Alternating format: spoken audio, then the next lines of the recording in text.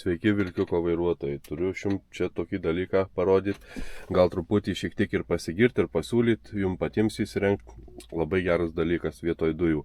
Seniau naudojau dujas, bet su tom dujom ir su tais puodais tai tikrai užknisa ir ta prasme, plauti ten ir panašiai daug visokio baderio, o čia dabar kaip viskas elektra, tai žymiai paprasčiau, vis tiek pavargsti, norisi, kad viskas paprasčiau būtų, tai turiu tokį dalyką, tai tas dalykas vadinasi Power Stationas, tiesiog kilovatas elektros, galima pasikrauti tiesiog nuo 12 voltų, aišku, čia su šita vieta tai yra problemų, nes, pavyzdžiui, kaip nevažiuoti, dabar krauna 79 vatais.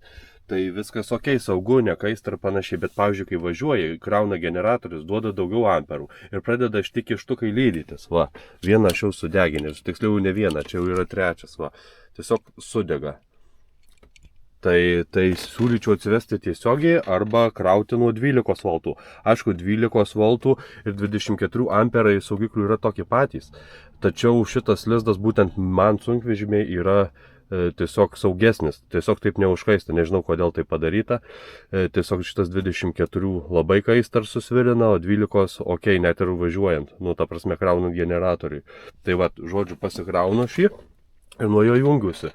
Puikiai veikia Xiaomi Air Fryeris, kuris naudoja 1500 vatų, net jungsiu, parodysiu, įjungia. Dabar aš išjungiau AC, įjungiu lizdus. Jungiam,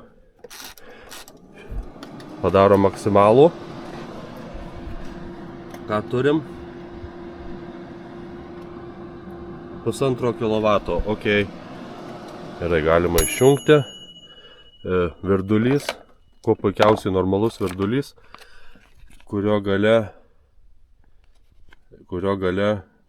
apie 800 vatų, kaip įjungiu 800 vatų rodo. Ir paskui, feilas.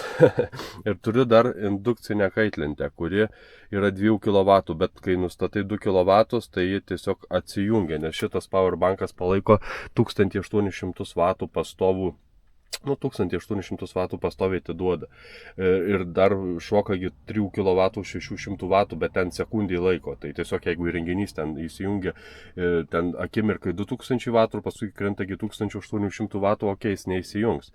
Bet jeigu, ta prasme, jau jungsiu kažką, pavyzdžiui, virdulį 2 kW, tai tiesiog jau atmes. Bet, ta prasme, karšto oro gruzdintuvę turi fūro, tai ta prasme, čia yra kosmosas, darytis valgyti, nei čia ieškoti kažkokių dujinių kasečių pirkti, nei ko, bet to pastaruoju metu matė turbūt spaudoje, kas buvo su tais dujų balionais.